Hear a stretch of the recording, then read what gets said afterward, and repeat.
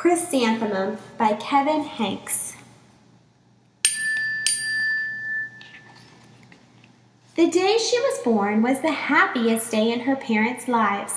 "She is perfect," said her mother. "Absolutely," said her father, and she was. She was absolutely perfect. "Her name must be everything she is," said her mother. "Her name must be absolutely perfect," said her father, and it was. Chrysanthemum.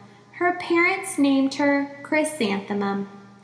Chrysanthemum grew and grew and grew, and when she was old enough to appreciate it, Chrysanthemum loved her name. She loved the way it sounded when her mother woke her up. She loved the way it sounded when her father called her for dinner. And she loved the way it sounded when she whispered it to herself in the bathroom mirror. Chrysanthemum, chrysanthemum, chrysanthemum. Chrysanthemum loved the way her name looked when it was written with ink on an envelope. She loved the way it looked when it was written with icing on her birthday cake. And she loved the way it looked when she wrote it herself with her fat orange crayon. Chrysanthemum, chrysanthemum, chrysanthemum. Chrysanthemum thought her name was absolutely perfect. And then she started school. On the first day, Chrysanthemum wore her sunniest dress and her brightest smile. She ran all the way. "Hooray!" said Chrysanthemum. "School!" But when Mrs. Chudd took roll call, everyone giggled upon hearing Chrysanthemum's name.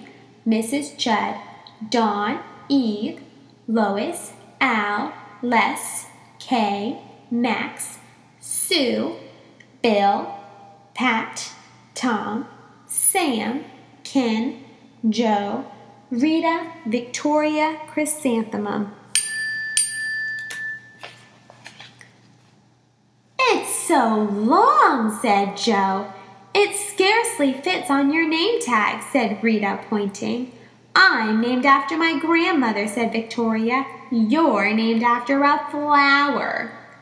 Chrysanthemum wilted. She did not think her name was absolutely perfect. She thought it was absolutely dreadful. The rest of the day was not much better. During nap time, Victoria raised her hand and informed Mrs. Chudd that Chrysanthemum's name was spelled with 13 letters. "That's exactly half as many letters as there are in the entire alphabet," Victoria explained. "Thank you for sharing that with us, Victoria," said Mrs. Chudd. "Now put your head down."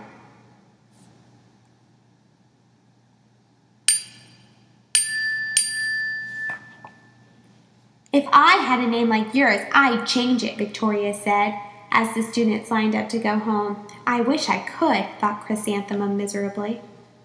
"Welcome home," said her mother. "Welcome home," said her father. "School is no place for me," said Chrysanthemum.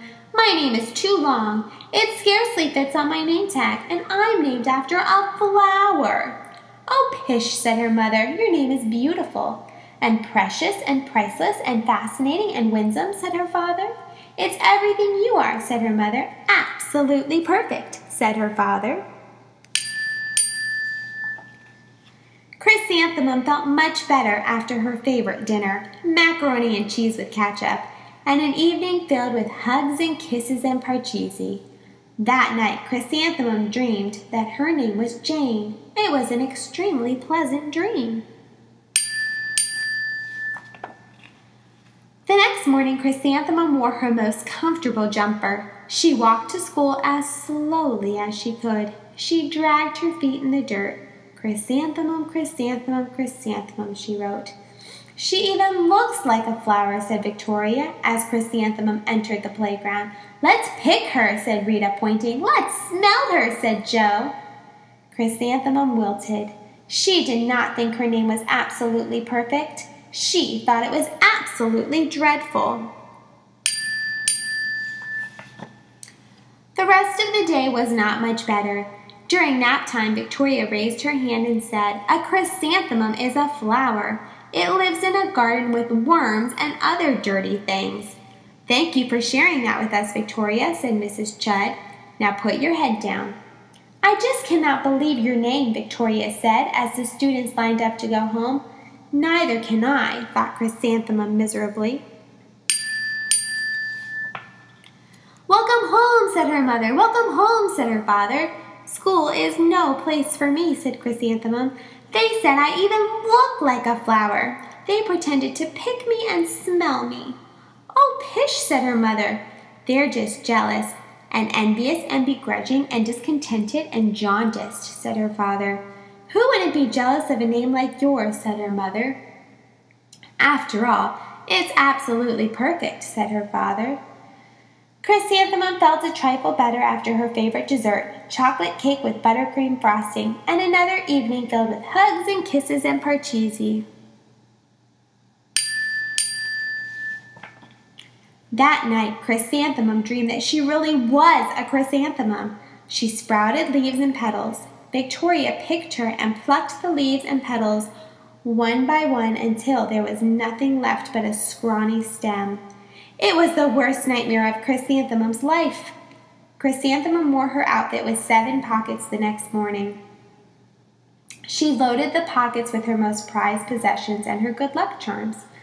Chrysanthemum took the longest route possible to school. She stopped and stared at each and every flower. Chrysanthemum, chrysanthemum, chrysanthemum, the flowers seemed to say.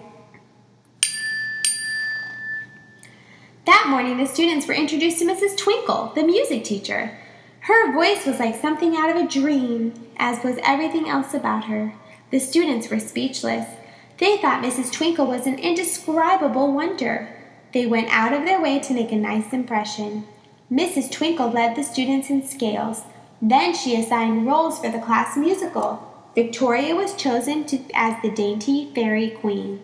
Rita was chosen as the spiffy butterfly princess. Jo was chosen as the all-important pixie messenger, and Chrysanthemum was chosen as a daisy. Chrysanthemum's a daisy, chrysanthemum's a daisy, Jo, Rita, and Victoria chanted, thinking it was wildly funny. Chrysanthemum wilted. She did not think her name was absolutely perfect. She thought it was absolutely dreadful. What's so humorous? Asked Mrs. Twinkle. Chrysanthemum was the answer. Her name is so long, said Jo. It scarcely fits on her name tag, said Rita, pointing. I'm named after my grandmother, said Victoria. She's named after a flower. My name is long, said Mrs. Twinkle. It is, said Jo. My name would scarcely fit on a name tag, said Mrs. Twinkle. It would? Asked Rita, pointing. And, said Mrs. Twinkle, I'm named after a flower, too. You are? Said Victoria. Yes, said Mrs. Twinkle. My name is Delphinium, Delphinium Twinkle. And if my baby is a girl, I'm considering Chrysanthemum as a name. I think it is absolutely perfect.